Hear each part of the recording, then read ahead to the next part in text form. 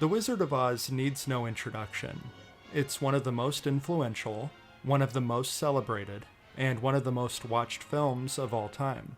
This 1939 Technicolor classic is the oldest movie that most people still watch today.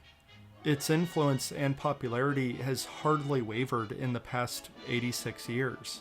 It's based off the 1900 novel, The Wonderful Wizard of Oz, from L. Frank Baum, and that was a massive hit, resulting in 13 sequels, when it was originally intended to be a standalone story.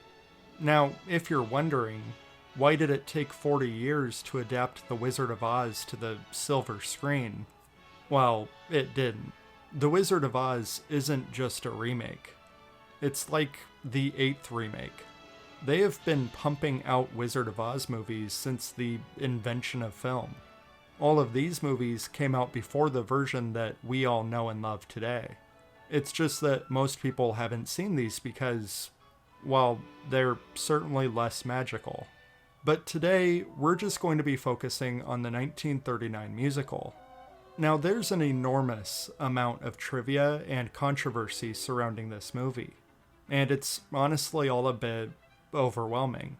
So today, we're just going to be focusing on the movie itself. I'll be sharing my own thoughts and feelings on it, just entirely in a bubble. The movie opens in sepia tone. All of Kansas has this brown tint, which is only fitting. As far as the eye can see, there's dirt, hay, and wood structures.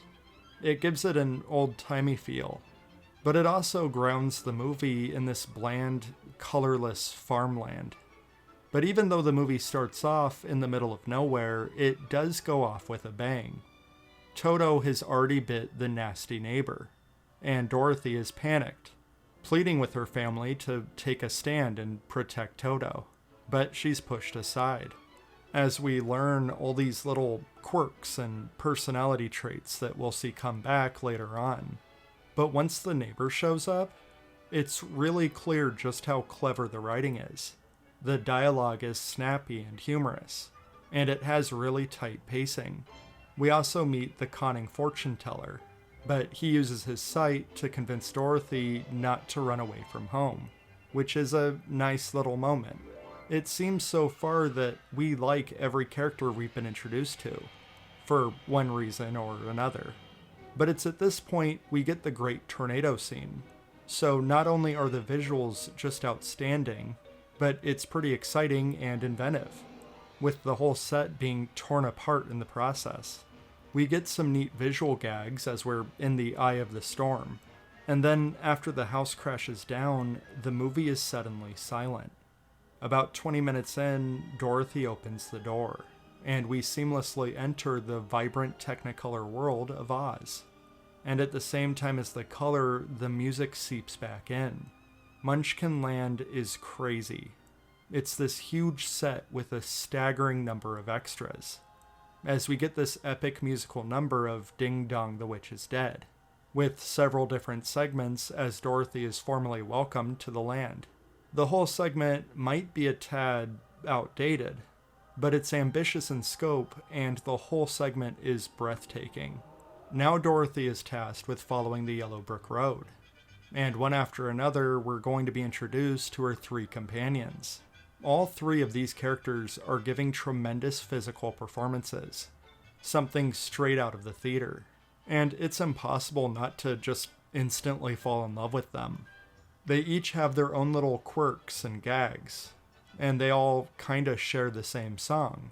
If I only had a brain, if I only had a heart, and if I only had the nerve. Each character has their own spin on the song, and all around it's just a banger.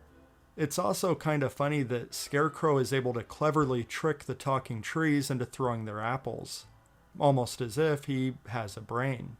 It's also kinda funny that the Tin Man throws himself on the flames to protect the Scarecrow, almost as if he has a heart. It's also kinda funny that the Cowardly Lion always swallows his fear, despite...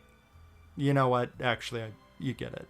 And now that the whole band is together, they just have to cross the poppy field, and they're at the Emerald City. It's another standout scene. It's absolutely stunning. But the Wicked Witch is up to no good, and everyone starts to fall asleep.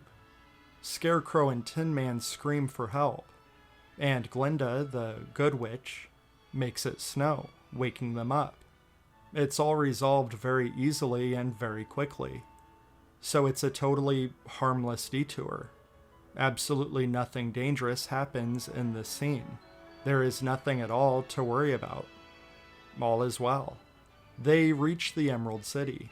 It's beautiful, and getting spruced up to visit the wizard is good fun. Followed by the iconic threat, "Surrender Dorothy." Now we get the first scene of the movie that I don't wholeheartedly love. "If I Were King" is a bit obnoxious. It's fitting for the character, and the performance is good, but the opera style is grating, and it doesn't meld well with the other songs in the movie. Anyway, they get told to go away, and Dorothy starts crying, but the guard cries harder, much harder. They're given permission to see the Wizard of Oz, and just, wow, it's so cool. With his little green face and the flames and the red smoke. The look of this is just fantastic. But the Wizard of Oz is a dick, and he demands the witch's broom, and he scares them away. Well, he scares the Cowardly Lion away, which would already be funny enough without him leaping headfirst out a window. It's great. But I can't stress enough that every scene of this movie is great. The flying monkeys, the hourglass, stealing the guards' outfits, the final confrontation with the witch. Every single moment of this movie is memorable and enjoyable. It's just a wholesome story about friendship and embracing your true self. This movie is beaming with positivity.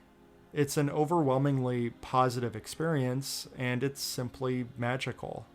It's a classic from the golden age of Hollywood, and it's easy to see why it's one of the most beloved movies of all time. The Wizard of Oz is a timeless masterpiece.